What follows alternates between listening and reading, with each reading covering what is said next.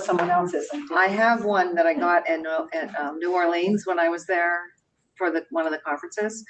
And I've been meaning to sit with Troy because I think since he's the most recent, he'd be really instrumental in saying, well, this is what I would have liked to know, and this is what I would have liked to know.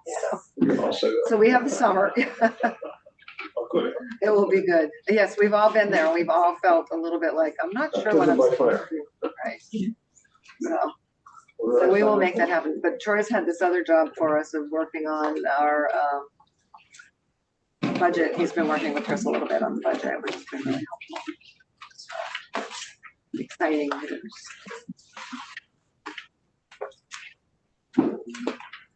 Everybody can get coffee or something. So I need to talk about your mayor.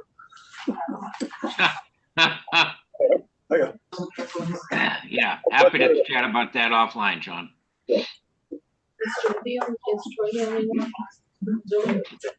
I would imagine. Oh, yeah.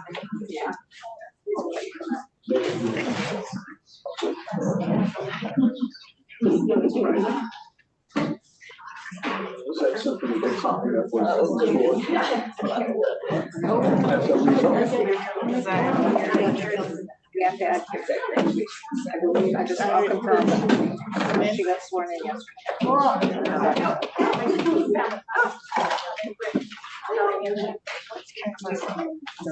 I don't know if I say that.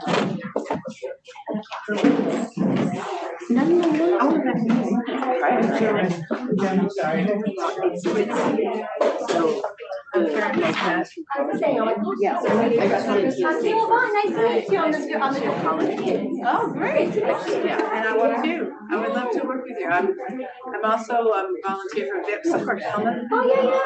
I'm a mentor, and so That's amazing. I'm also trying to push kids towards here, and of course, I grew up in Hellman. I love it. Western and Chicago, and then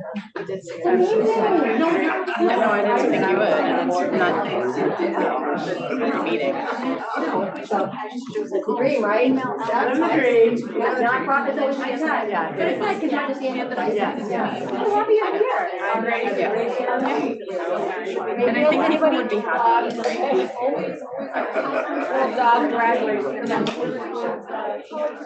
It's not like a meeting or anything like that, but just like here. Probably. No, I totally get that.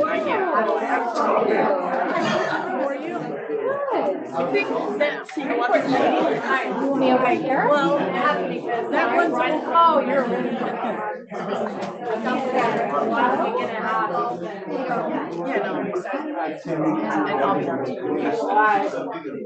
I was on the little dog. Yeah, and I was here when he went out. I've ever had. It also was the sweetest vacation I've ever had. I mean, I volunteered before, so for several years I've had the waist and not all time. So when I see him doing it, I usually sit on the ground. But instead I went on my knees. And I was on the foundation for 6 years. Yeah, and then this role, I'm not new to college, but I'm new to this role. And I didn't even think I was the guy that owns the dog. Many times. Good to see you. And then I tried to get out. I had my kid want to get on the grass and this arm was I don't mind. it was a cold eye. Yeah, I know. And I was at the golf tournament. Anna, where she and I were in charge of the hole in one hole. Oh, very good. Did they get a hole in one? Not while I was there. I had to leave at like 1:30, quarter to get home because I was being sworn in at 2:30. So I didn't get yeah. The outside could be fractured, but in a way, just so you know, I'm volunteering. I'm worried about the rotator.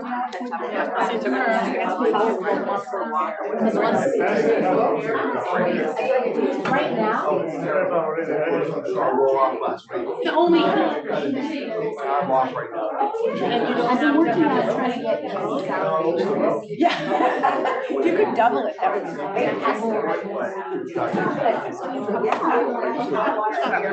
But you keep saying, oh. I'm so antsy because they're like very, absent. And I have been doing. Oh, no, never 4 want. days ago, I've been working on that property. and my husband is so mad, so then I went to the meeting, I said, It used to be Tuesday. I've been It bad. used to be Tuesday without. She said, there's nothing wrong with your item. She was like, yeah, go for it, just don't let this one go try it. Outside. I just have to be. I know I've been doing. Yeah. And I hardly wear this. Very uncomfortable. My mentor, Larissa.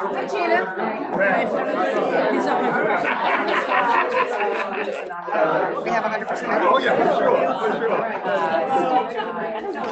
I needed my reader and Cape at 5. She's on vacation, she's on vacation. Everyone. Can everyone take their seat, please? It is 4 o'clock. We'd like to get started on this gorgeous day, so we can.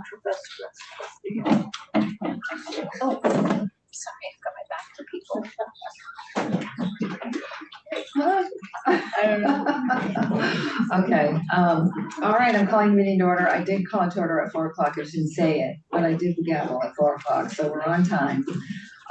I would like first to introduce, I want to introduce several people tonight, but the first introduction I believe is appropriate is our newest trustee who was appointed last week, and I believe you got sworn in yesterday. Yes, it is. So she will be able to vote. Got it. Joan, okay, thank you. Karen Bissonette. Thank you. Karen comes with an extraordinary amount of nonprofit experience as well as board experience. She was on the foundation board for 6 years. She, I was sure. Thank you. I'm guessing. So I grew up in Falmouth. I went to Northwestern University in Evanston, Illinois, and I moved back in 29 years ago to take the head fundraising job at Falmouth Hospital during the merger. So it was interesting. And then I was there 8 years, and then the Community Health Center of Cape Cod.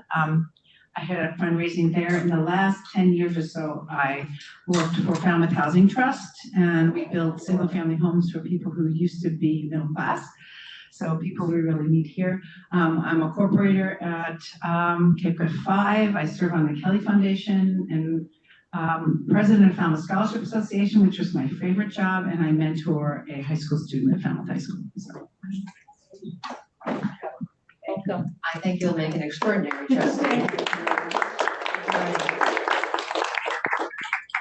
I also like to, we also have another trustee who's not here tonight. I will connect with him. This all just happened a couple days ago. So we have, our second trustee is Dr. Robert Tankard. Tankard. Does anyone know Dr. Tankard? He will, I will make a contact with him and we'll do some onboarding before our September meeting, and you'll meet him in September. With that, I would like to also make a huge shout out to Dave Bushy. This is Dave's last meeting with us.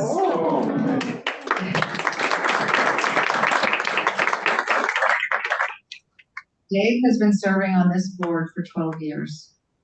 He has done a tremendous job with coming through many new programs, but specifically, he was very instrumental in the start of the aviation maintenance technology program and the continued growth and development of that program.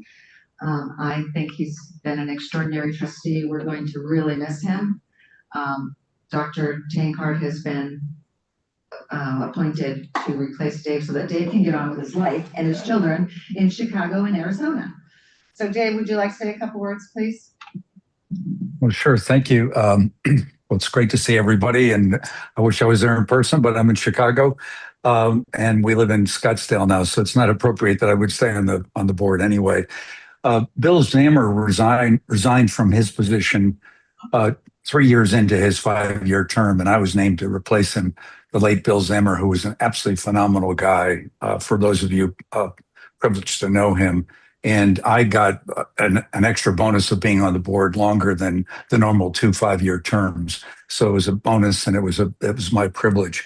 I think I could spend hours thanking the board, all the people that I've worked with on the cabinet, the staff, especially the faculty, this amazing faculty that we have at the community college. Because I don't think I'd reasonably thank all of them, but I'd like to bring 3 names forward. The first is Kathy McNamara, because Kathy McNamara was the former head of the foundation, and she made such a meaningful difference for all of us in this college. She developed relationships. She knew how to fundraise, but it wasn't just fundraising. It was connecting with other human beings. And we wouldn't have been able to build the science building without her effort and the efforts of the foundation. So I think it's important to bring that forward. The second is Mrs. Maureen Wilkins, the late Mrs. Wilkins, who was so generous and so kind to us, even down to the bequest of $20 million that I read about recently. That sets the standard for fundraising, I think, in the college system in Massachusetts. And I think we should never forget that when you see the name, the signage around campus, just remember that there's a human being that cared deeply there. And I would like to personally thank Dr. John Cox for his 14 years of service for the college. I don't think without his vision and leadership, we wouldn't have the most successful aviation maintenance technician program in the country. I mean, it's a startup. There's only been 2 startups in the last 10 years for aviation maintenance programs in the country, and he was one of them. It's amazing. His vision for the construction of the science building and the relationship with Cape Cod Healthcare and the expansion of the nursing program, amazing. And his leadership and his vision to take hold of the funeral service program and resurrect that and bring it to our college and make it a very successful program was amazing. And he led the college through really difficult financial times. I'm hearing music. Okay. Very difficult. Yeah. He led the college through very difficult financial times. And now we have, thanks to his efforts, a $6 million reserve fund, give or take. And that's amazing. And his work with Sea Cape and the partnerships he created with the community were meaningful. And I think they're going to continue well into the future. And I think he is a leader who deserves to be remembered for all of those efforts and the results that they continue to deliver. But I thank you for allowing me to be part of this wonderful college. I know you will all persevere and continue to expand and innovate this beautiful college, this wonderful group of people, and to help the next generation lead us forward into the future. Godspeed to all of you. Thank you. Thank you, David, and thank you for all of your years of service and for reminding us of all the great things that happened. You don't have to stay if you don't want. You may, though. You're allowed. Okay, so then I'm moving on, and I would like to, we're at the year end. Yikes. Graduation was amazing. Evening of Excellence was amazing. The golf tournament yesterday was really fun, thanks, as he said, to the foundation. And the employee recognition breakfast was also a great event in which I was able to attend and represent our board. Thank you to all of those who made graduation such a success, all the way down from faculty and staff and the folks behind me over in the corner who were and it goes so seamlessly for us. I'm sure for them, no, but for us, it's like a machine. So thank you, everybody. And then, of course, for all the faculty for supporting those 640, getting those 640 or however many they ended up being at the end, students across that platform. And my final thank you is, well, I have 2. Thank you, Chris, for your years of service. I know that you are moving on and we appreciate all you've done for us. Thank you for everything. And thank you for having a great second in command who will now be our acting CFO, Matt. And Matt, you're gonna have to say your last name. Solzfuss. No. No. Fuss. Stolzfuss. You got that. I'm gonna have to learn that now. Stolzfuss. So Matt, thank you very much for taking on the responsibility. We really do appreciate it. I know you've been there before and we appreciate it in secret. I know, Matt has a rock band. I've seen him perform. I walked into a place one night, I'm like, Matt? Matt? I may have seen Tammy dance. Oh, this is true. We weren't gonna share that. No, but if, you know what, if it was a public place, so, you know, everybody could have walked in and seen Matt. I just thought it would be a fun fact. And then a enormous amount of gratitude to Dr. Green. Woo!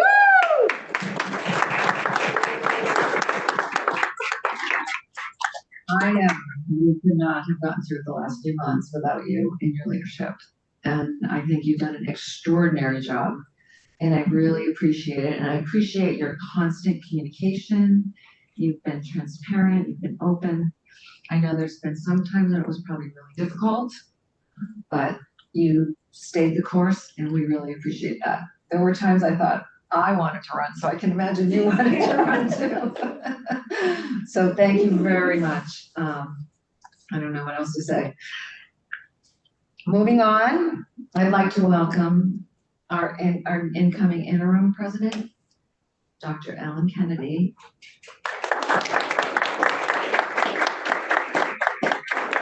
I'm going to give this to you. Dr. Green will have a chance to speak later. Thank you, Chair Saban. I'm so delighted to be here. You've all welcomed me so warmly. I can see some deans over here. Chris has been wonderful in the transition of handing things off and making sure I'm aware of where things are going. Had a quick minute with Matt. I've been good fortune of working with Carlita for the whole year as she has been in this role and joining us with the presidents on a weekly basis. So I've had the chance to get to know Carlita well, and I'm looking forward to Jacqueline, getting to spend more time with Jacqueline and with Patrick.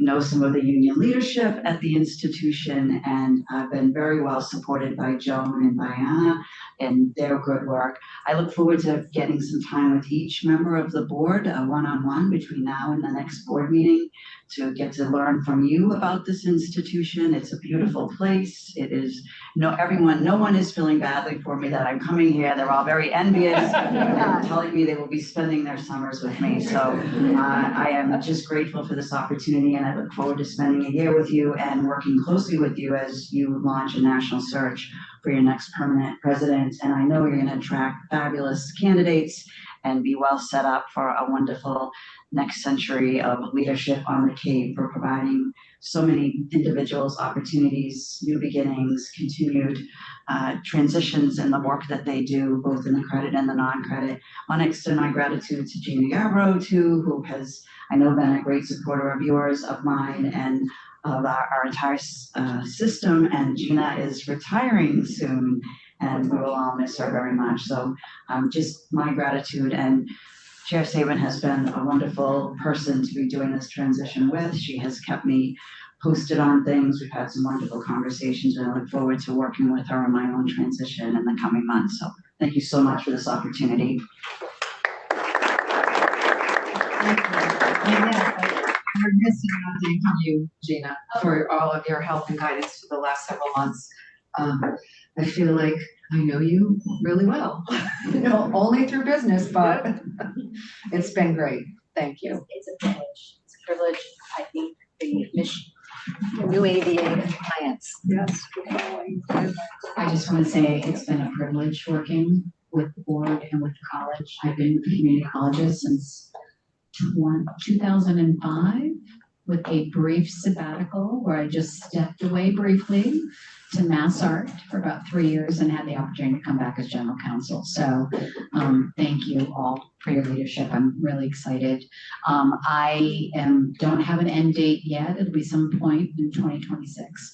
But I'm not going anywhere, and I look forward to continuing to serve the community colleges in another way. So thank you. Thank you. I think this is the biggest challenge report since my history of 8 years. I also, now I would like to move on to some of our discussion items.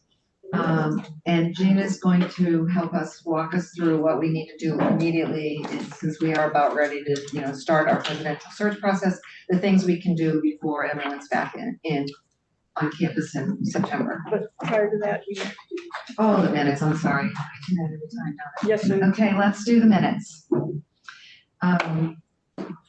Has everyone had a chance to review the May 12th board minutes? Any comments or questions? If not, I'll take a motion to approve, please. Laura Newstead, so moved. Karen Flores, second. All in favor? All in favor, Tammy Stevens. Aye. Laura Newstead. Aye. Judy Berlutis. Aye. Kate Bushy.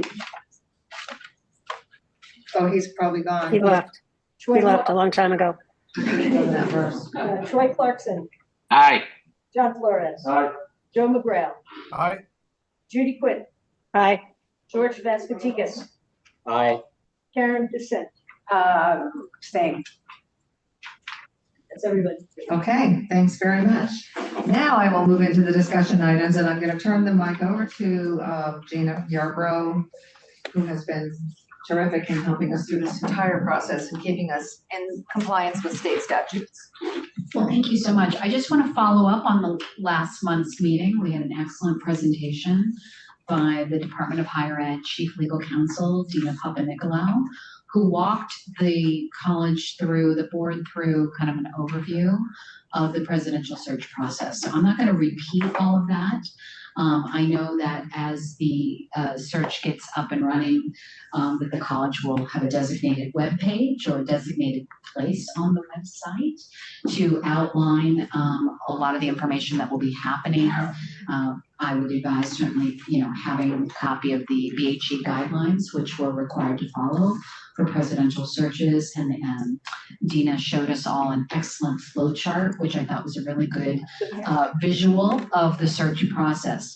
I think what I've been asked to do today, first of all, just so you all know, since I have been with the community colleges, and even when I was at Mass Art, I ran the search for Dr. Mary Grant, helped with that. We've done, the legal office has helped with many, many presidential searches, and there will be training for the search committee on open meeting law, public records law, best practices. There'll be a lot of work along the way, but one of the most important next steps is recommended by the Board of Higher Education is that the Board of Trustees engage an executive search firm who will assist the college in the conducting of the search. And typically, a firm can be contracted to provide any or all of the following services, including helping to develop what we call like the job description, which is an institutional profile or other background materials on the institution, which I think you heard from Dina, typically involves an extensive review and discussion with all members of the campus and the community to really understand the needs of Cape Cod Community College going forward. And so that really is the profile, a very critical document that the search firm will help put together after doing focus groups and getting all kinds of information from everyone in the community, students, faculty, staff, the board, foundation, community, etc. Executive search firms can also help in terms, really importantly, is helping to identify and find that qualified pool, whether it's reaching out through their Rolodexes, looking at people internally, really encouraging anyone and everyone to identify and solicit applications from qualified candidates. And then they help with preparing those candidates and responding to candidate inquiries, making arrangements, conducting background and reference checks, and other related services. But it has really been a critical part of the presidential search process.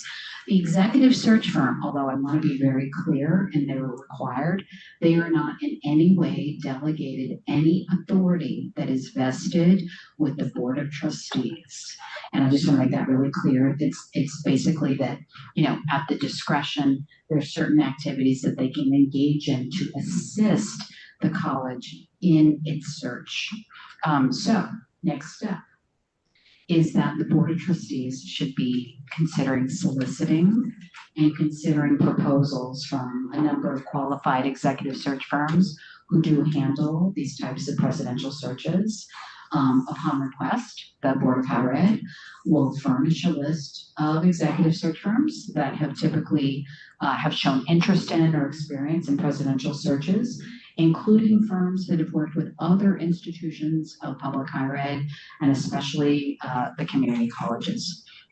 In selecting an executive search firm, the Board of Trustees typically should take into consideration evidence of each firm's commitment to and experience in affirmative action recruitment and the mission and vision of the community colleges. So typically what has happened in the past is that there are a variety of ways of finding executive search firms. I would say probably most typically best practices is for the college to put together an RFP.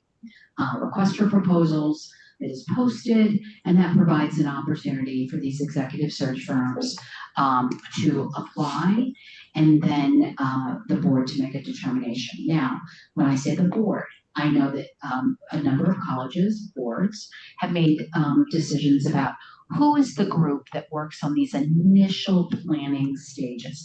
Sometimes that authority is delegated to the board chair or another trustee. Sometimes it's the executive committee. Sometimes it's a subcommittee that's formed. Sometimes it's the whole board. So that's one of the things I just wanted to kind of outline for tonight so that you all can start to decide how you want to do that. Because over the summer, the key will be whether it's the board, whether it's delegated to one of the trustees or the board chair or subcommittee, that they can get moving on those RFPs, getting those proposals, having an opportunity to interview those search firms and make a decision so that we can get ready so these other pieces can fall into place. For example, start to work on feedback, understanding that obviously during the summer faculty are not here. So, nothing will happen without getting faculty input, and typically search committees are not put together or formed until the beginning of the academic year. But there's so much groundwork that can happen over the summer. So you guys are really timed in a very opportune way because there's a natural flow. You heard from DHE's Chief Legal Counsel about how these searches roll, and they do happen during the academic year so that a final determination is made before folks leave on campus and everyone knows who next president will be and the planning can begin for their next presidency.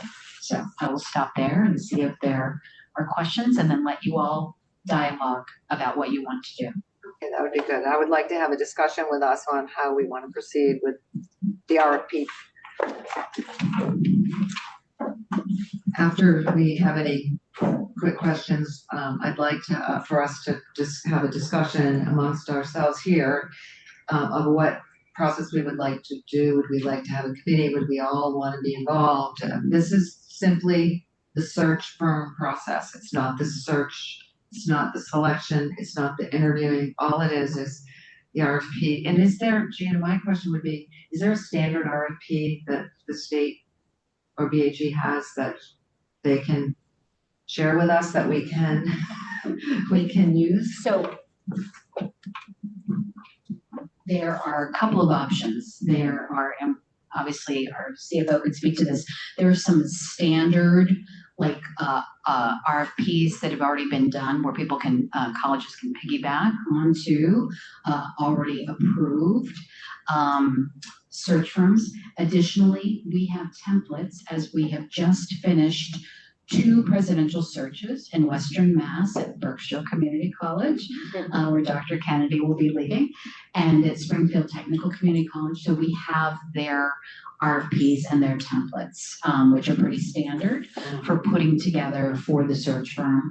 And then the legal office is more than willing to assist in reviewing whatever those final agreements are, making sure that they are advantageous to the college and include all the standard terms and conditions that protect the college. Great.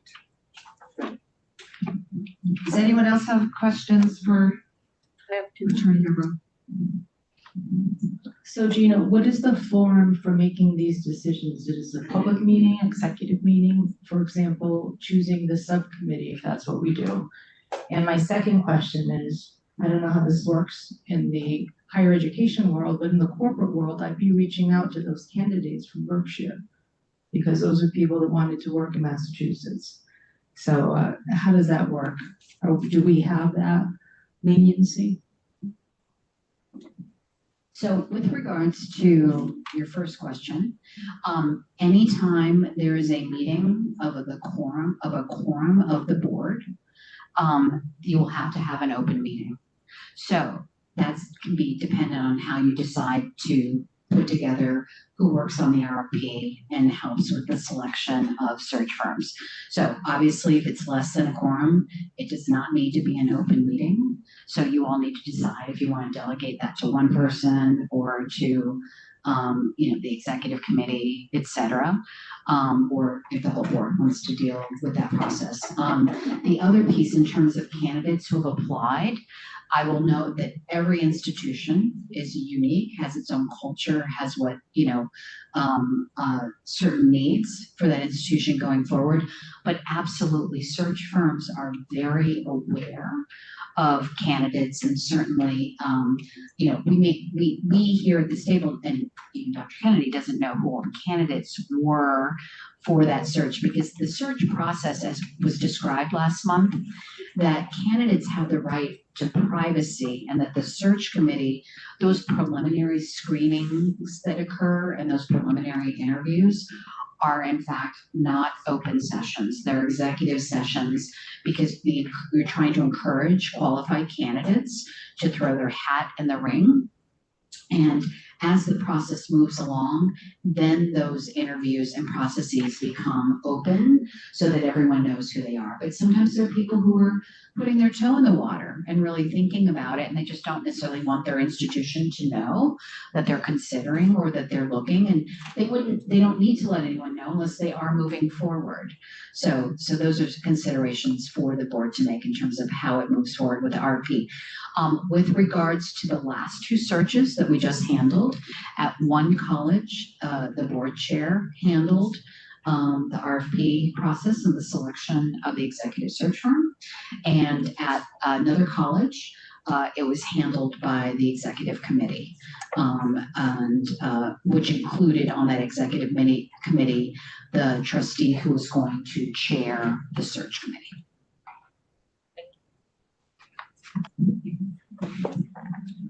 Any other questions? Okay, so I guess I'll open it up to discussion and listen to what everybody's preference is. I don't want to sway it with my preference, but so I'm gonna wait. Full board, committee, single person. What do you think? You want mine? Yes. You have the most HR experience. And so does Judy. I think for the RFP process, working just to get in the responses for the RFP, I think is probably one person could handle making sure that the RFP meets the needs of the college. He's working on the template. Certainly we can work with Patrick Preston, in terms of search committees. I have lots of search committee experience. I'm sure you do too. That's kind of the easy part, is pulling together the RFP, getting it out and getting the responses together and making a recommendation to what then might be a larger group. I don't know, I think you get too many hands in the pot on an RFP, you might not ever get it out the door, but that's just my opinion, so. Here's your opinion. And whoever does that will have support from that wonderful back table there. Okay. So I think it should either be Tammy, or I think Tammy should appoint one person or two people, because I agree, we don't want to bottleneck that process. And as far as the search committee, I think we should have a subcommittee headed by a chair of that committee.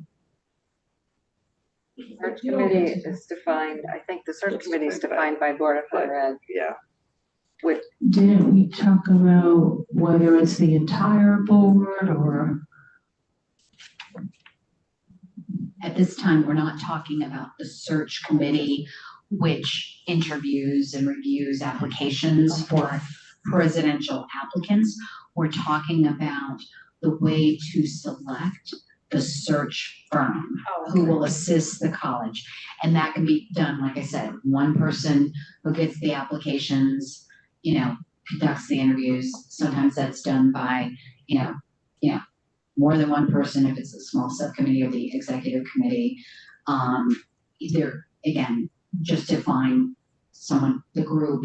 There's very standard search firms that do this kind of work. And obviously it's very dependent on knowing who the individuals are that'll be working on this search, that you decide, kind of get it and that will work well with the college and with you all, and understanding what their capacity is. Especially, I've seen sometimes firms who were trying to conduct two, let's say, state university searches at the same time with the same people. So there were a lot of questions about, are you going to have the capacity if we're going to be on the same timeline?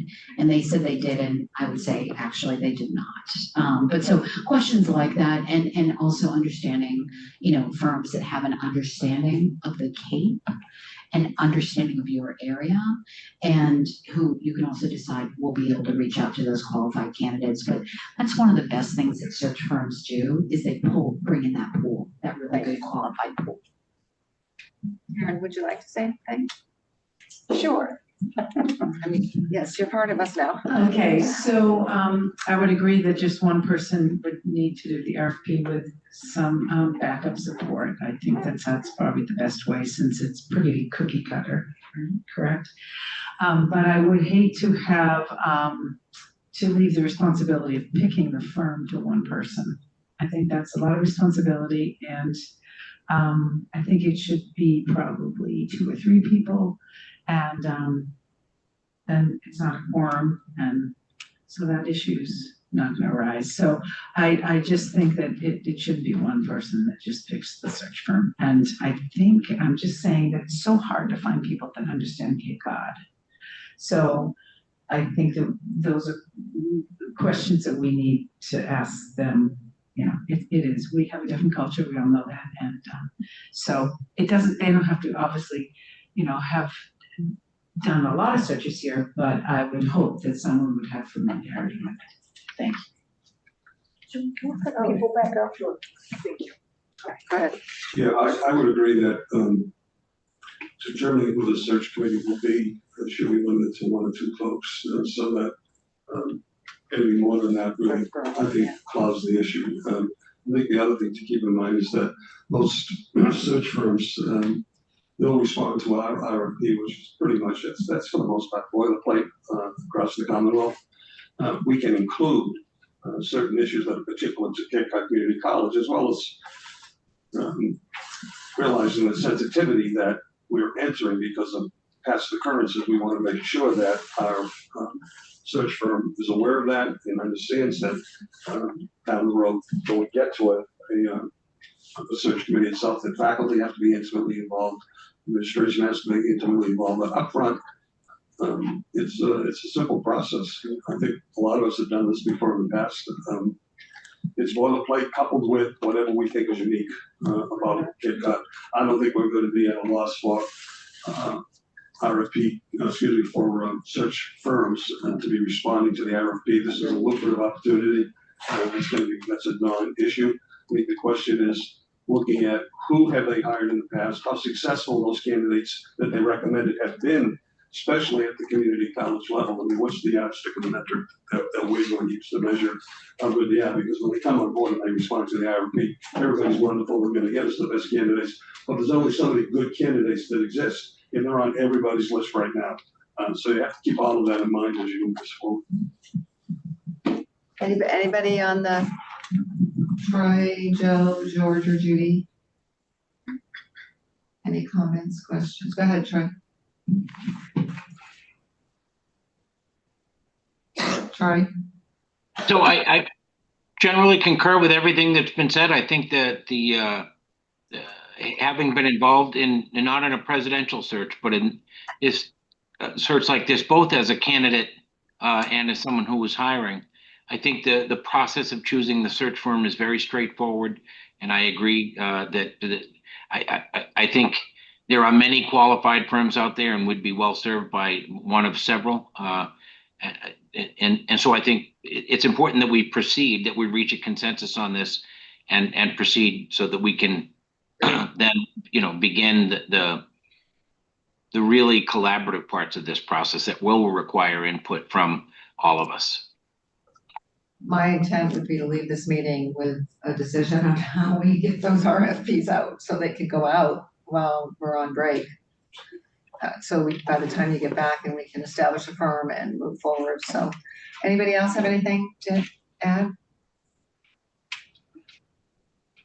Okay. Well, my opinion would be sending the RFP out would be, somebody could work with Joe to get those out. But a selection of search firms, maybe that's where a few people are together on this, maybe 3. And then when we get the results, when we get the applications back, deciding on the search firm because there's many. Although if we do an open process online on our website, I guess we don't even have to make phone calls if we do that. Right? We just post the RFP. Okay, Kristen, please. Be great, because then I think, I agree with Karen that having 3 people maybe work together to select. Just under the procurement law, just so we're a little bit straightforward, they have an invitation for bid process where you kind of lay out what you want, and then you have the submissions made, and if they comply with the submissions, you can just go ahead and select that firm. An RFP process means that you lay out the criteria of what you're looking for. The biggest difference is an RFP, you don't have to go based upon price. In IFB, invitation for bid, you have to get the lowest person. And I don't think you want to do that. You want the quality. But I do think that you probably want to have three people so you can do the evaluation. And the bad part, or not the bad part, but the stickier part is you have to come up with your evaluation criteria before. And that can be fairly simple and straightforward. I would recommend firms that have experience in Massachusetts. Different states have very different rules, and I would try to have firms that have experience in Massachusetts. Also, current experience. You don't want a firm that did it 10 years ago and now they're back into it. So I think there are certain criteria, and I would suggest, if there's an RFP that was used in recent searches, if council could provide that to the office, then I would take that as a template, and then you make it unique to Cape Cod. Right. So what are the elements you're looking for? I do think some of the elements of Cape Cod, quite honestly, it's a high rent district to live here. And I think that how are people going to make the transition and come here? So you may want to have a firm that has some experience where you're moving people from one area to a very high expense area. So I think there are a few criteria. That's the criteria that those are 3 right there. And then you have the committee go through and make a recommendation, and you start the negotiation process on the price. But you don't want to limit it to the lowest bidder. You want to give yourself that flexibility, but you do have to have an evaluation committee. Thank you, I appreciate that. So I guess, Ellen, I thought you were gonna say something. I guess I'm gonna ask you all. Can I just ask one more question? Would it be appropriate to ask President Kennedy to give us feedback on the firm that you chose? Sure. At some point? I was hands off, but an observer of the process. And I know that there are at least 3 in Western Mass, 3 different RFPs. And I know from the process that they use and the opportunity, a lot of it comes down to chemistry for the board with the firm, that you have confidence to assign 2 people to work with the college, that you have confidence in their ability to work well and reflect your values to potential candidates and get them up. And I agree with what Chris said about they were very interested in people who knew how to work within Massachusetts. And I know the team there is very happy to chat with the team here about what the things that went well, the things that they had to do over again, they would do differently, and some of the questions to ask. So in the RFP, you would be laying out and you'd see 3 different sets of examples of what to ask for in the RFP that you would then be interviewing the candidates to learn more about. So I think it's going to be a slightly more straightforward and simpler process to get going. Once you look at these and can say, this makes sense, we need to tweak this to be more reflective of what Cape Cod, the Four Seas wants in this firm and what the candidates are looking for. Great, thank you.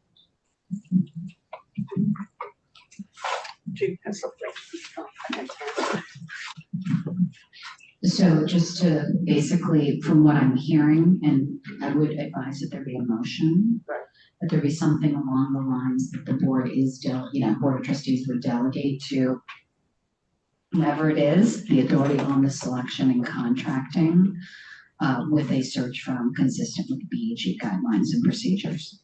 Okay, well, before we have that motion, Who is interested in being part of the RFP process? I have no hands. It doesn't have to be me. John Flores has volunteered.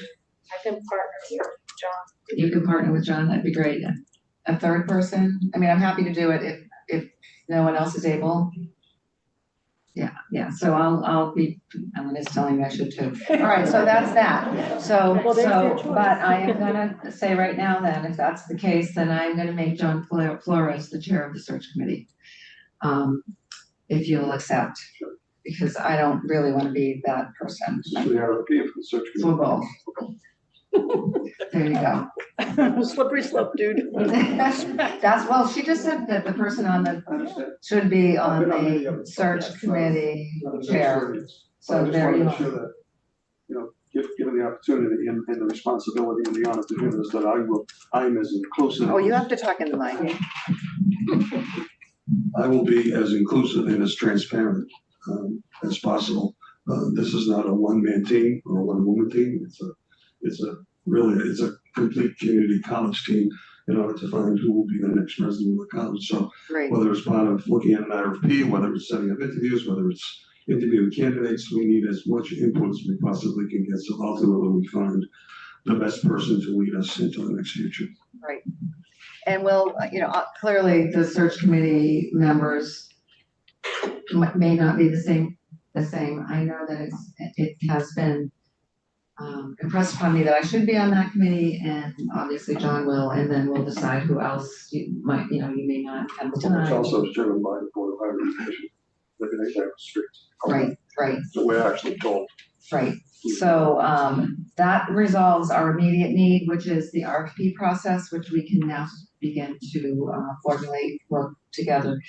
We'll get the information from you, and I'm gonna give you the mic, from Jana, and also from Dr. Kennedy on those templates. So I'd like to advise that the board take a motion. Oh, that's right. And just, here's some sample language, just wrote down based on what you just said. The Cape Cod Community College Board of Trustees delegates to trustees John Flores, Judy Barrigas, and Tammy Sabin, the authority on selection and contracting with a search firm consistent with the BHA guidelines and procedures. May I have a motion? So moved, Laura. May I have a second? Judy Quinn. All in favor? All in favor, Tammy Sabin. Aye. Laura Newstead. Aye. Judy Barrigas. Aye. Troy Clarkson. Aye. John Flores. Oh, yes. Joe McGrail. Aye. Judy Quinn. Aye. George Vasconcelos. Aye. Karen Bissett. Aye. Great, thank you very much. Whew, we're onward, we're moving onward. This is great. Okay, I think we have another quick discussion item. Thank you very much for everybody's participation in that. I think it was really important that we started something soon. Now that all of our celebrations, well, we're gonna keep celebrating. The next order of business is a notice that I received, probably shouldn't have said from a union rep, but it was actually the steering committee, they have a faculty meeting every month, I think. Every month, Claudia? You're talking college meeting? All college meeting, yeah, all college meeting. And the steering committee brought forward the issues that are listed on Exhibit C. And as not a demand, let me be clear, it was, they were asking if we would consider some of these actions. And so I thought it was fair to share it with you. One of the things that I think has to happen is when Dr. Kennedy comes in, we have the summer, I've read it already like 5 times, but over the summer, our public meeting a lot of it is, how we handle it is dictated by our bylaws. So right now, there is no provision for public comment, for instance. So I think we want to review those again and maybe discuss them at the beginning of the semester, at the beginning of the new academic year when we start our board meetings again, to see what part of these that we might be able to collaborate with the college on. I'm not opposed. We've all said we wanted to be more transparent. I'm not opposed to any of the suggestions. I think if we do it formally in a very planned way, it will be actually beneficial to everybody, both to the Board of Trustees. Our knowledge of what happens in the college will be greater, and also we'll have more participation from the college in our meetings and in our decisions. So if everyone's okay, I just wanted you to have that as more of an information item, that this is going to be looked at over summer in the bylaws. And of course, there will be no changes to bylaws because we won't be in session. But when we come back to session, we can discuss any changes that would need to be made to address some of these things that look like they're doable. So, everybody okay with that? Great. Then I am done talking for the moment, and I'm going to turn it over to our vice chair. Thank you, Madam Chair. So first up is the approval of the Finance and Personnel Committee meeting minutes of May 12th. If there are no questions, comments, or edits. Seeing none, may I have a motion to approve the minutes? So moved, Judy Burgess. Thank you, Judy. May I have a second? Tammy Saban, aye. So moved. Paula Higgins, Tammy Saban, Second. Lauren Listad, Aye. Judy Burgess, aye. Troy Clarkson, Aye. John Flores, Jim McGrail, Judy Quinn, Aye. George Vespatikis, Aye. Karen Bissonette. Thank you. Abstain. Thank you. Great, thank you. Motion passes. I will move to the budget report year to date. Thank you, Madam Chair. Just before I start, I just want to say thank you for the opportunity to serve the college. It's been a great experience over the last 6 years. I definitely thank the board for its interactions. I think most of the board members I've had the entire time I've been here. Also, thank you to John Cox. I thought that was nice of Dave Bushy to kind of talk about that. And I do want to thank the employees. Had a little send off for me. It was really, really heartfelt. So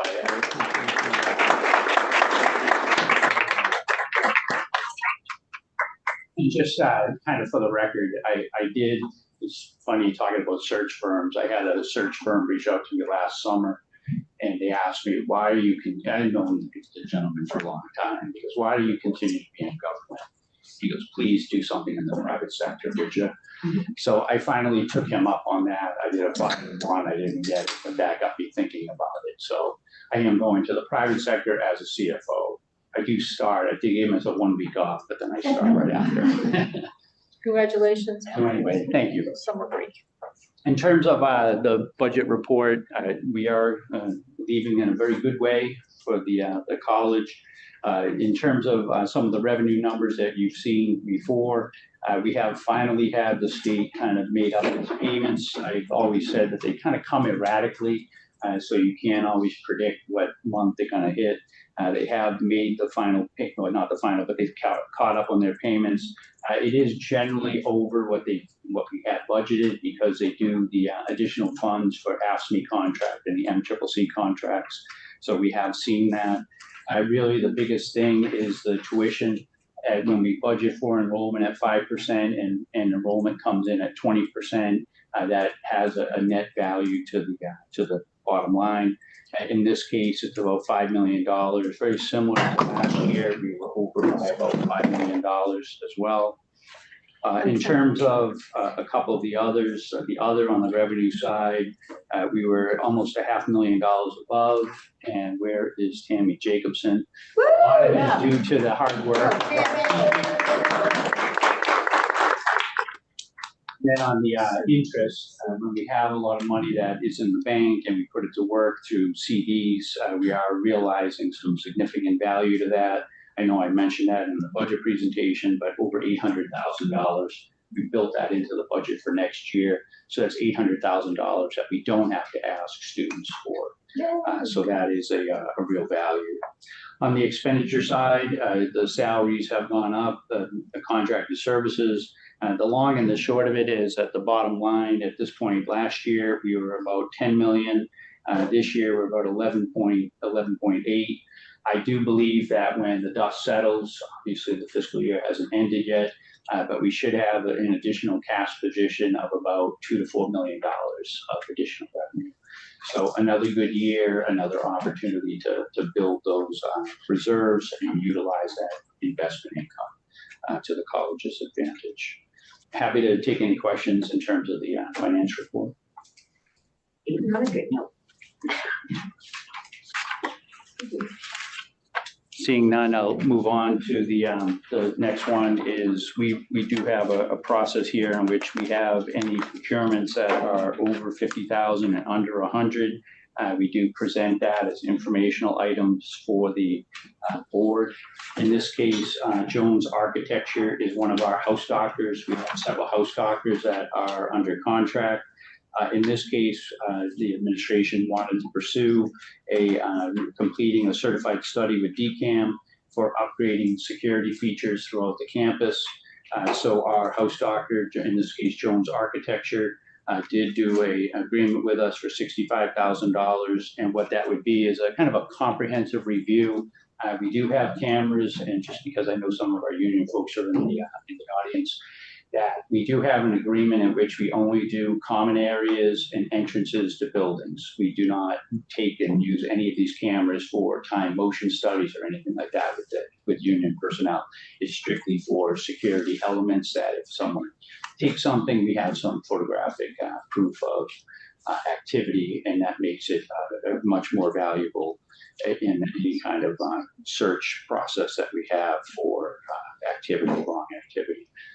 But that's the, and then we have them under contract, and who will be leading that charge will be Joe McKinnon, Director of Facilities, and Steve Connor, the Director of Public Safety. And $65,000 to be funded from one of our ISAs that we got from. The fair share funding. The fair share funding. And that's for all campuses, Chris? Not all campuses, yes, Joe, thank you. So we have Hyannis as well as Plymouth. We don't do anything up at BSU because BSU is in terms of the jurisdiction of BSU. Happy to take any questions. If not, thank you very much.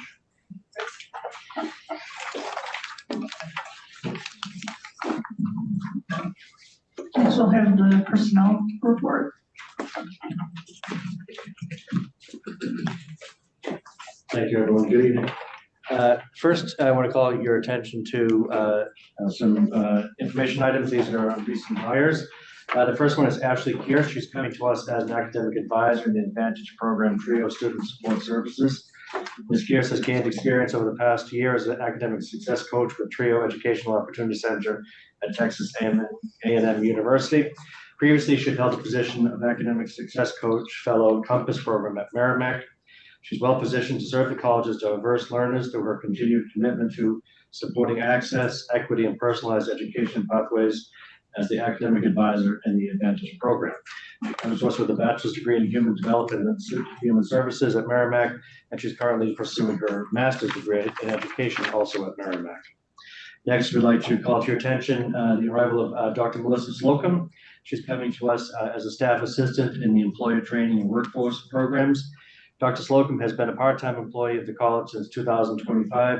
When she was brought on at TCAPE as an instructor/trainer in the customized DEI programs. She has served as a visiting assistant professor at Pacific Lutheran University and at the University of Nevada at Las Vegas. Most recently, Dr. Slocum has worked as the assistant professor at Bryant University, where she also served as the director of visiting speaker series and since 2020 as the founder and lead organizational strategist for Trustees of Change. She comes to us with a bachelor's degree in English and Communications from St. John Fisher College, an MFA in writing from Chatham University, a master's in English from Pennsylvania State University, and a PhD in English from Arizona State University. I'd also like to call your attention to the arrival of Robert Ayotte. He's coming to us as electrician 2 in the Facilities and Sustainabilities Office. Mr. Ayotte is a master electrician with over 24 years of experience that includes work on commercial electrical and fire alarm systems, security camera installations, key card systems, and electrical troubleshooting. Mr. Ayotte is a certified journeyman electrician in Massachusetts. He's also a certified master electrician in Rhode Island. He has an MA in Massachusetts S licensure and is OSHA 10 certified.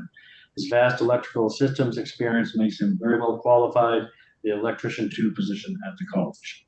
I'd also like to call your attention to Catherine Dwyer. She's coming to us as an administrative assistant in the Testing and Career Services Center. Ms. Dwyer has been employed by the college as a part-time office assistant in the Testing and Career Services Office since September 2025. Prior to taking on this role, she had worked for 2 years as an administrative assistant with the Louise Johnson Counseling Service in Harwich. Ms. Dwyer has demonstrated considerable administrative support skills, including attention to detail, strong organizational and communication skills, as well as the ability to multitask and to problem solve. She comes to us with a bachelor's degree in criminology from Framingham State University. So these are our most recent hires. Also want to call your attention to some recent retirement, and this is from Gail DeLulius. She is retiring from her Clerk 6 position in Allied Health and Area Health Education. Ms. DeLulius joined the college in April 2022 as a Clerk 6 in the AMT program, and a year later she assumed the Clerk 6 position in the Allied Health and Area Health Education Center. Prior to her role at the college, she acquired considerable educational and administrative experience through her employment at Bridgewater State University. And after 30 years of work in higher education administration, Ms. DeLulius is looking forward to her retirement. One can imagine why, right? Next, I want to call your attention to some recent resignations. The first one is Teresa Sexton, Assistant Professor in Nursing. Professor Sexton worked as a full-time faculty member in the nursing program from 2018 to 2020. And after joining the nursing program in September 2025, she has resigned after this year. Also, Emma Mikulowski, Associate Director of the Student Wellness and Support Services at AMT. Ms. Mikulowski joined the college in April 2025, and she has resigned to pursue other employment opportunities. So this is our personnel report, all for informational. So, any questions on those? No, hearing none, we'll go on to our quarterly report. And so the first part of this report is our talent management. And this is where we compare different metrics for candidates coming in and our search committee. So the very first thing I want to call your attention to is comparing year-to-date FY 2026 with last year, FY 2025. And when we look at the number of candidates interviewed, benefited, these are for our full-time positions. For all of last year, last fiscal year, we interviewed 175 candidates. At this point, with still a month to go, we've interviewed 179 candidates. So we'll see what the next 4 weeks bring us. In terms of search committees managed, last year, FY 2025, there were 64. We're currently at 61, so very, very comparable numbers. When we look at the number of new position searches, these are the benefit of full-time searches. Last year, we had 31 searches in FY 2025 for full-time positions. And this year, our searches are at 53, so you can see the numbers have gone up considerably. In terms of the total positions we posted, last year we had 6, and this year we're at 16. So it's a very, very big jump in terms of reposted positions. And many of them are for hard-to-fill jobs. One of the ones that we point out is our HVAC search has been ongoing. Our electrician 2 search, which we're sort of very happy to announce Bob Ayot coming here, so that was good news. But also in terms of faculty positions like full-time nursing faculty for day and evening, those continue to be a challenge, and we're closing the gap, but they have resulted in repostings. In terms of total positions filled, benefited, these are our full-timers. In FY 2025, we had 46 positions filled. This year, year-to-date, we're at 34, so we won't hit the 46 mark. I mean, I can't imagine doing 12 more full-time searches in a month, so we'll have under that number, but for good reason. Next, moving on, if we go to our, in terms of our new hires since the last quarterly report back in April. In academic affairs, we hired Martina Groves-Williams as the CNA program coordinator instructor at CCAPE. Also, Jason Holmes came to us as instructor in AMT. Anne-Marie Ma started as an administrative assistant 2 in the nursing program. Elizabeth McKee as assistant professor, first year coordinator in the dental hygiene program. And Mary Ware started with us as a learning disability specialist / transition with Project Forward. In our finance and operations office, we have taken on Jason Edge as the assistant director of facilities and sustainability. We move on to our employee status changes. So the first one, I want to call your attention to our recent retirements. So in FY 2025, we had 6 for that fiscal year. Year to date, we're at 7, so the numbers are very, very close to where we were last year. In terms of reclassifications, for last year we had 13, this year we're at 18, and we chalked it up to folks being willing to take on additional responsibilities as their jobs change, and also the college's responsiveness to reclassifying those positions if and as needed. So we look at those reclassifications very, very positively. In terms of workers' compensation cases, in FY 2025 we had 4, and this year, year to date, we're at 3, extremely comparable. So those are the biggest numbers on the employee status changes. In terms of employee engagement, on April 14th and May 11th of this year, the college hosted Ken Knopf from Corbridge Financial, and this is for employees to drop in and attend a financial wellness check-in. On May 20th, we held our employee recognition event, and at that event, coming back was an award we had not given since 2019, and the suggestion to bring this award back was done. Employees have brought it to us, so we responded.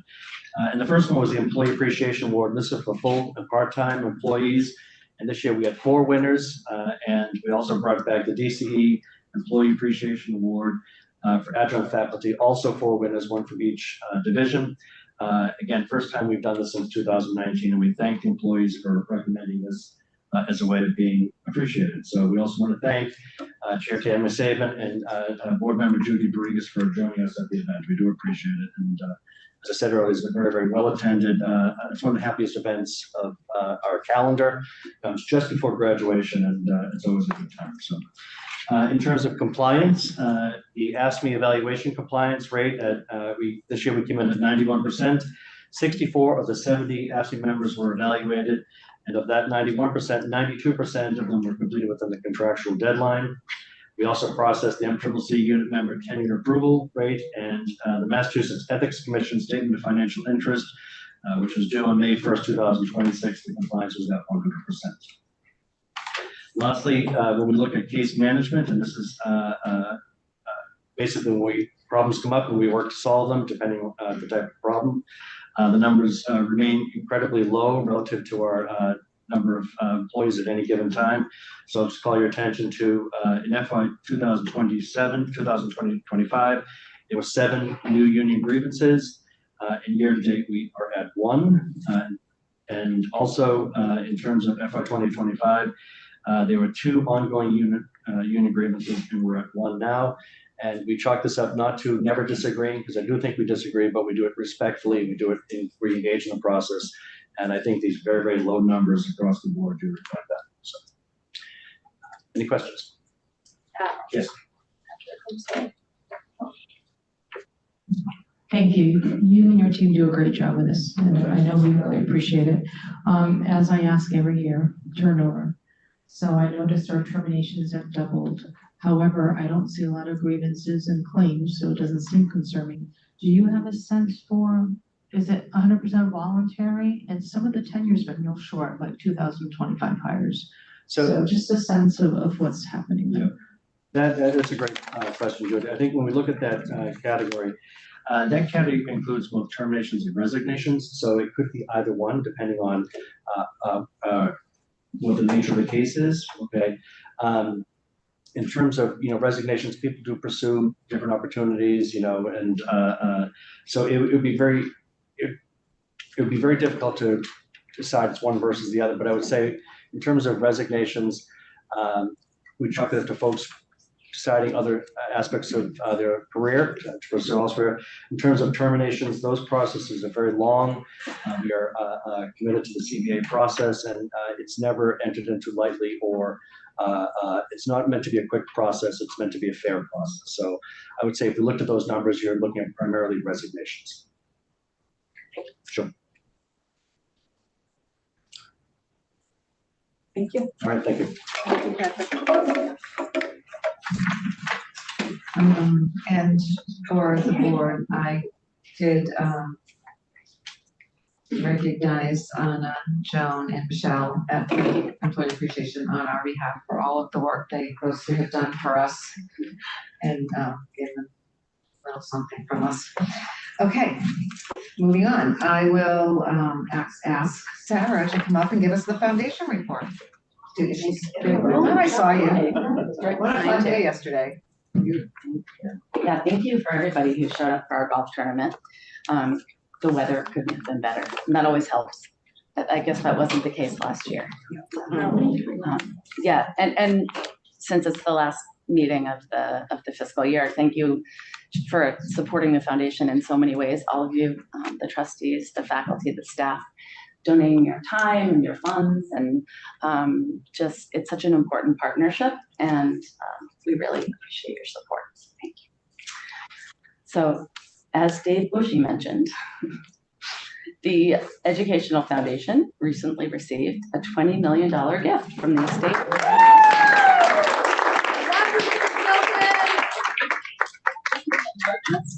Ever made to benefit a Massachusetts community college. So that's pretty big. Very big. So I wanted to share a few things that kind of themes I wanted to highlight about this gift. And before I do that, I wanted to share this is a restricted gift, but it's not overly restrictive. So I wanted to list the allowed uses. So there's a lot that we could do with this.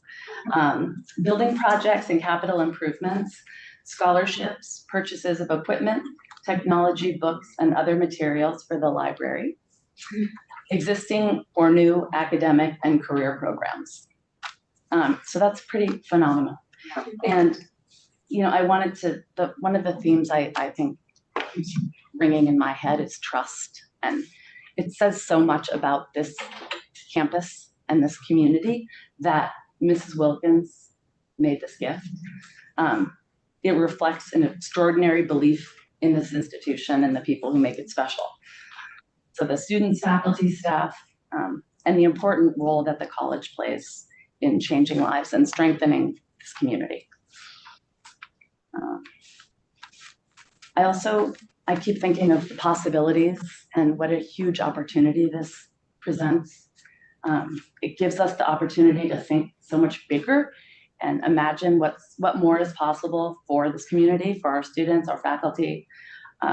It allows us to be more proactive and more innovative and more ambitious in how we create opportunity and remove barriers and respond to emerging needs. And also a new chapter. I mean, in so many ways, you know, we're really flipping the page here at Cape Cod Community College. So I believe that this marks the beginning of an exciting new chapter for both the foundation and the college. It positions the foundation, as Dave Bushy also mentioned. I'm pretty sure he's a fundraiser. He just doesn't know it. But it positions the foundation and the college to help lead the conversation about the role that philanthropy can play in expanding opportunity through community college education. And that's really important. You know, people are going to be looking to us and really paying attention. How are we doing things? You know, how is 4Cs doing things? How is the foundation doing things? You know, we have a responsibility to really be role models. So, in closing, I wanted to say I want to share a statement from the Wilkins family that was shared with us by David. But just wanted to say the foundation's incredibly grateful for the family for their trust. We're excited about the possibilities ahead and look forward to working alongside all of you as we steward this gift and honor Mrs. Wilkins' legacy. So here's the statement.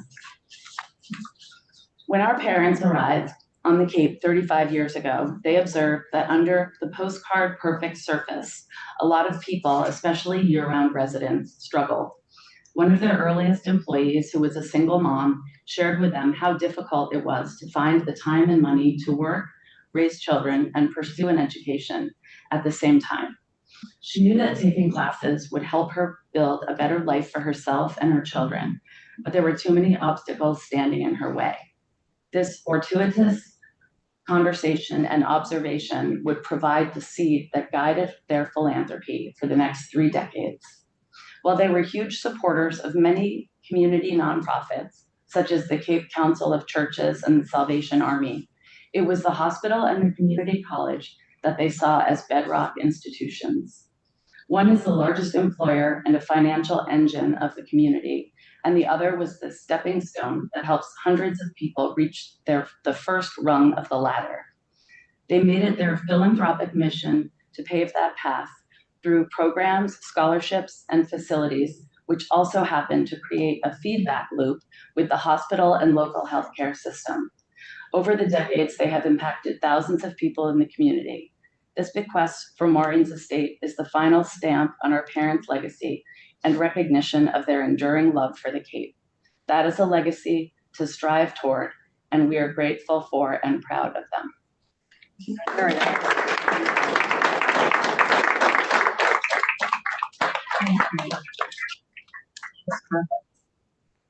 So really good things happen here, folks. We just gotta continue working together and moving forward. Look, again, I'm just so excited about our transition time. The transition was a little rocky, but here we are, and we're new beginnings, and we're really excited, even with a new trustee and a new president, and one who was fantastic through our transition. So without anything else, I think we just have this summer signing authority. Okay. And it is your last meeting, so please feel free to give us any. So there are 2 things. One will be this one will be a little quicker. So just wanted to, Madam Chair, to ask the board about the summer signing authority. So with the transition, this will be a split summer signing authority. So turned over to me from now until June 30th, and then turned over to Interim President Kennedy from July 1st through the remainder of the summer. So I'd like to, I guess, ask for a motion from the board to turn over the summer signing authority in that way that it's written. So move Judy Vargas as written. So move Judy Vargas as written, explained by Dr. Green. Second, and Laura Newstead. All in favor, Tammy Saban. Aye. Laura Newstead. Aye. Judy Vargas. Aye. Roy Clarkson. Aye. Don Flores. Aye. Joe McGrail. Aye. Judy Quinn. Oh, Judy dropped. Okay. George Vatsakikis. Aye. And Karen Bissonette.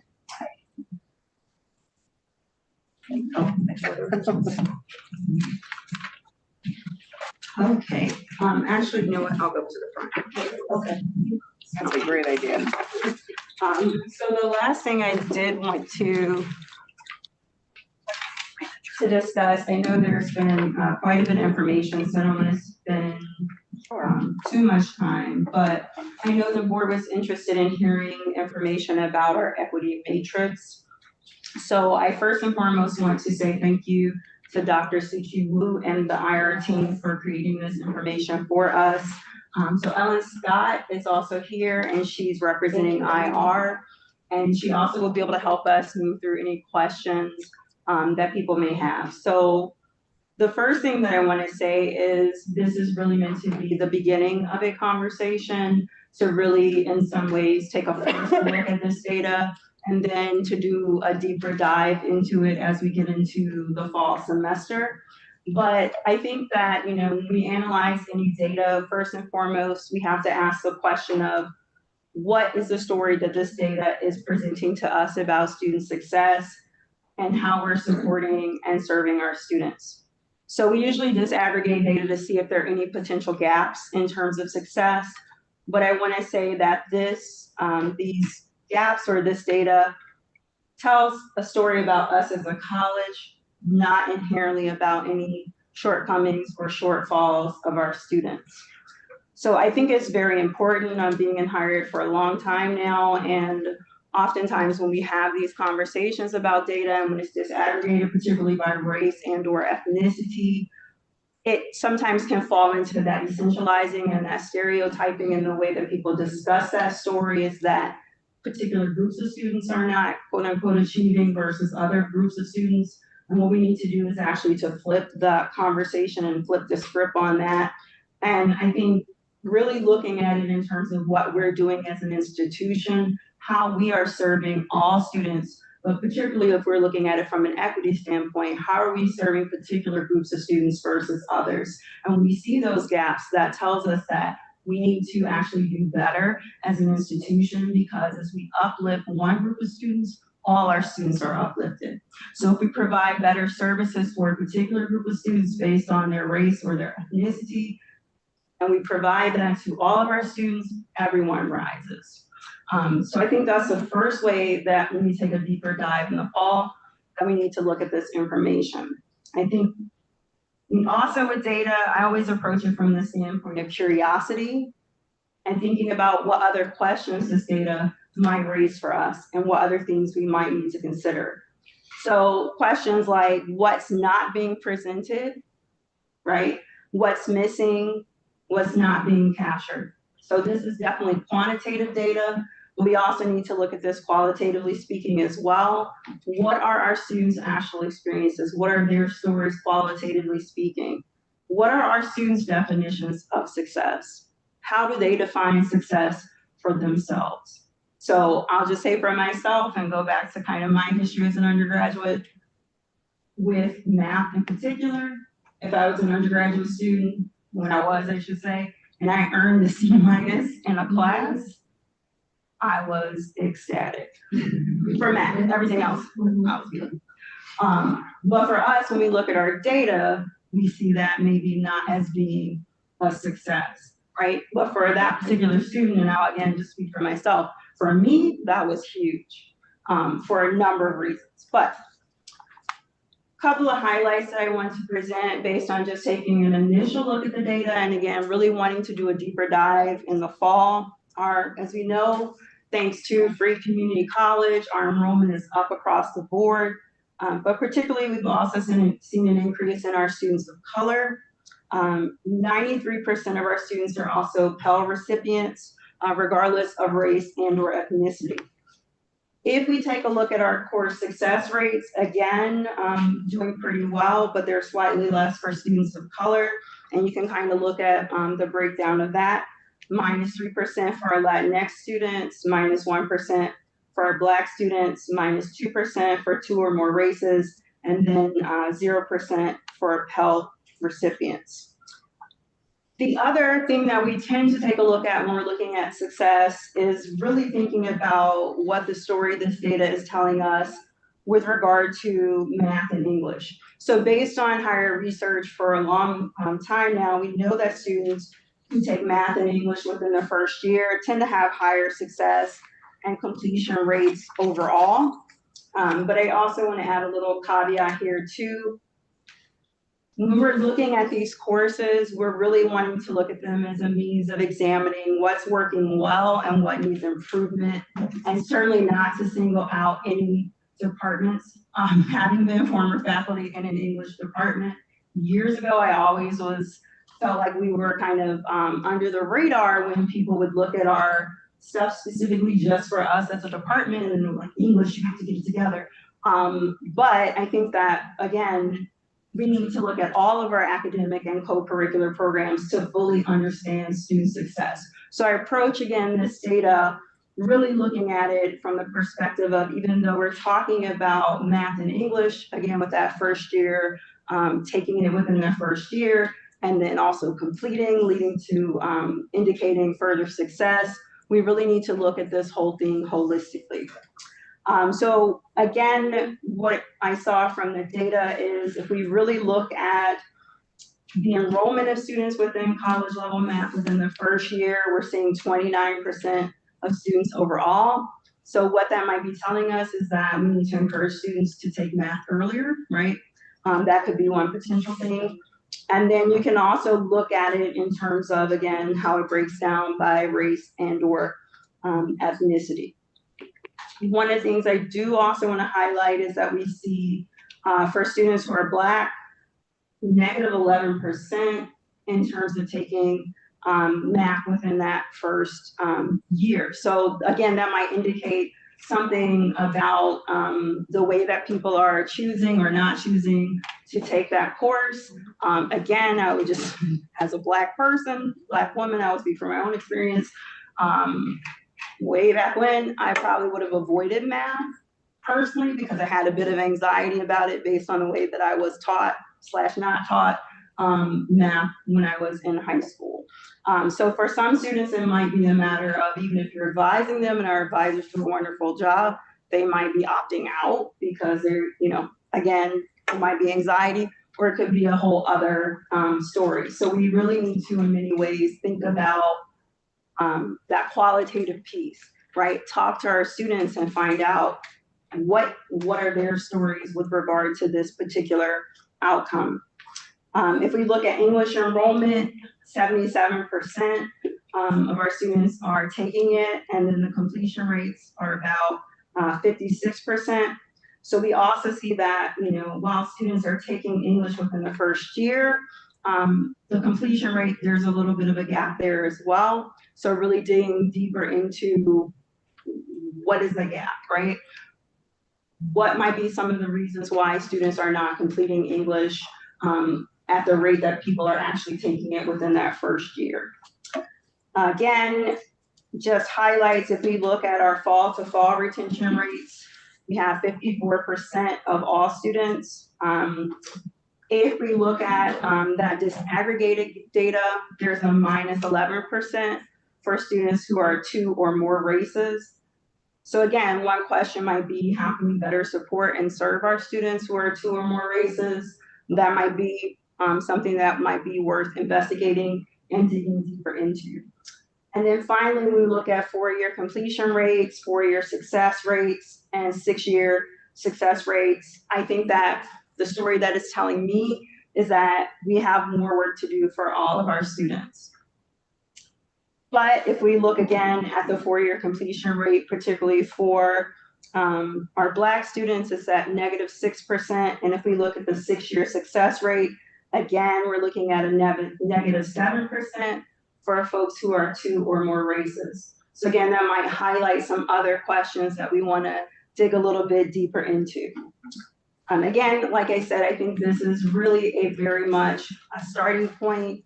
It does raise questions that I think we need to consider as an institution. And first and foremost, like I said before, I think we also need to include students in this conversation. We need to talk directly to them. We need to find out from them what their experiences are at the college, how we can better serve them, how we can improve our teaching and our advising and like all of the pieces, wraparound services, all those things that contribute to student success. That is it. Thank you. A question? Yes. Oh, yeah.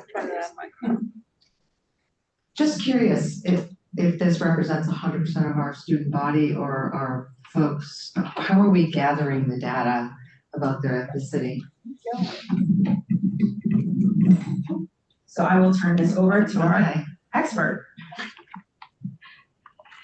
So it depends on what part of the matrix you're looking at. If you look at the top section, the enrollment, that is all students. And that is a fall handicap at the end of the term, fall term for the three. And then when you get to some of the other sections of the matrix, it's looking at a 3-year average for degree-seeking students who are here in the fall term, and then even more refined, looking at first-time degree-seeking students for the enrollment in math and English, and then the retention and completion success rates.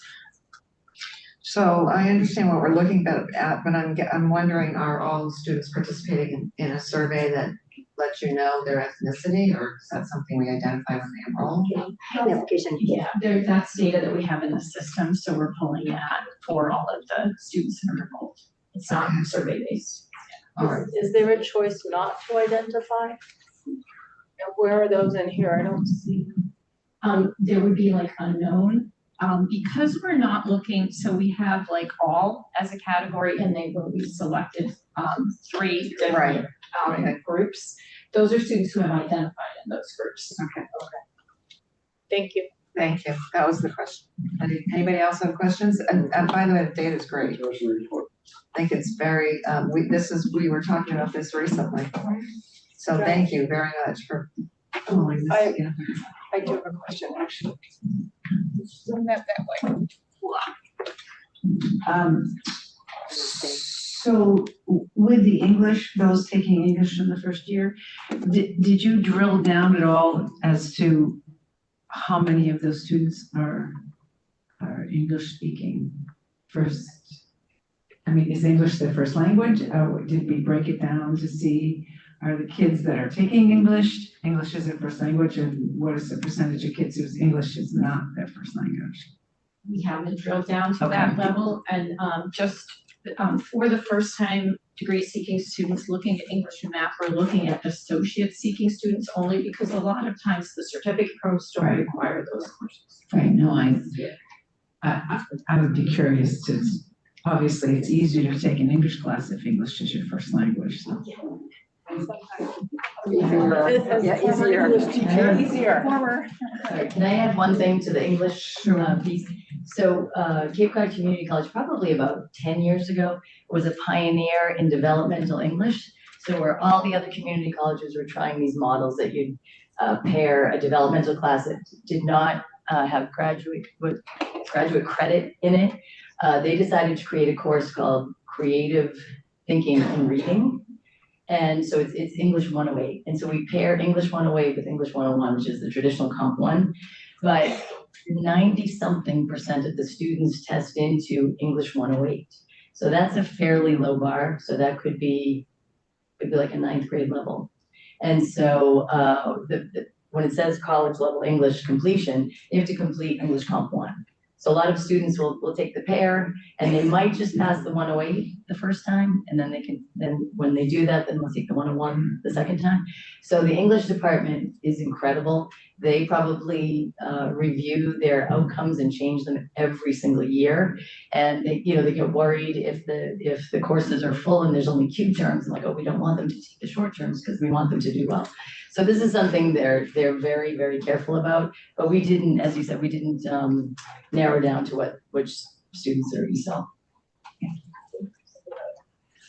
I just want to say real quickly that we are narrowing down a lot in the admissions process, especially with our high school ELL students.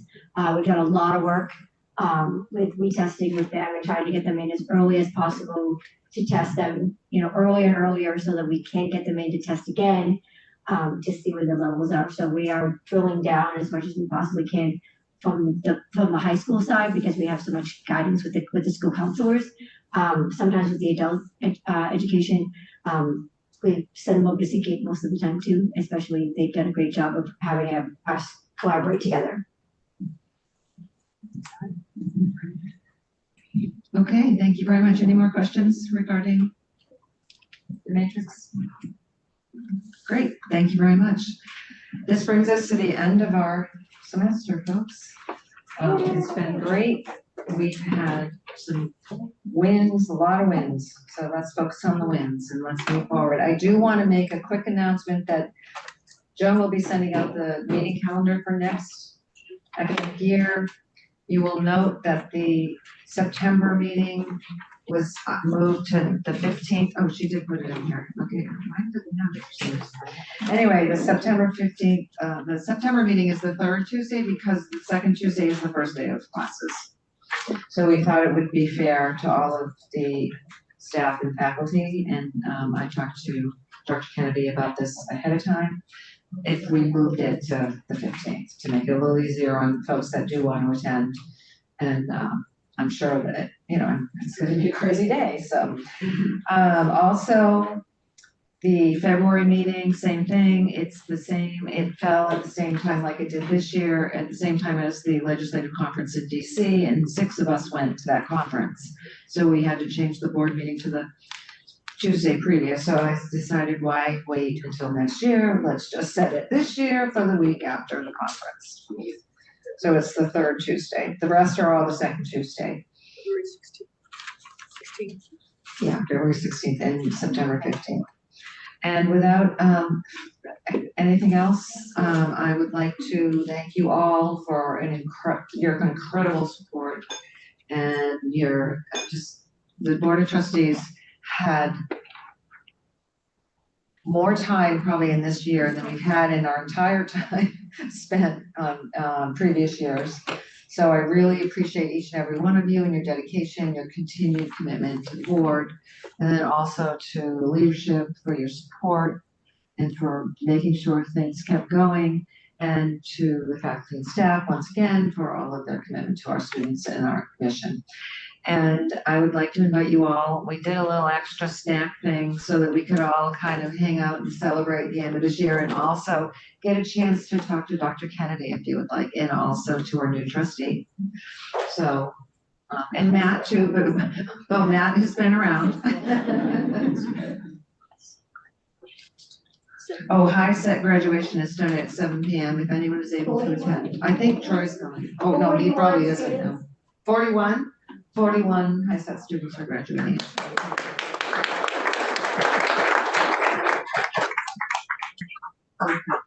All right, well, I will now take a motion to adjourn. So moved. Second. Judy Berrigan, second. All in favor? All in favor, Tammy Saban. Aye. Lauren Newstead. Aye. Judy Berrigan. Aye. Troy Swan, John Flores. Aye. Joe McGrail. Aye. Judy Quinn. Aye.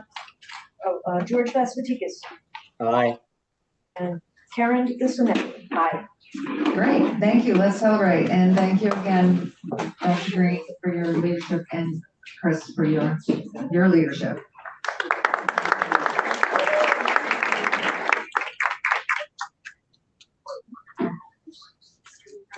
Thanks, Emma. That still works for me. Yes, the only reason I couldn't come was I told you why. I saw you yesterday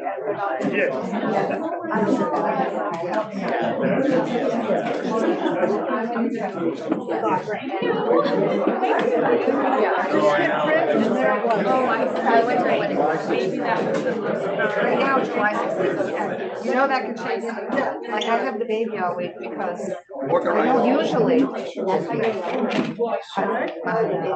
16th, yes. Yes, right now. But my father, not my father, my daughter's father.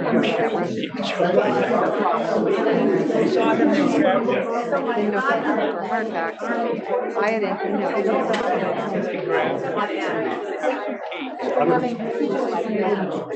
for a week. I did get a few I feel you. I don't know how you do that.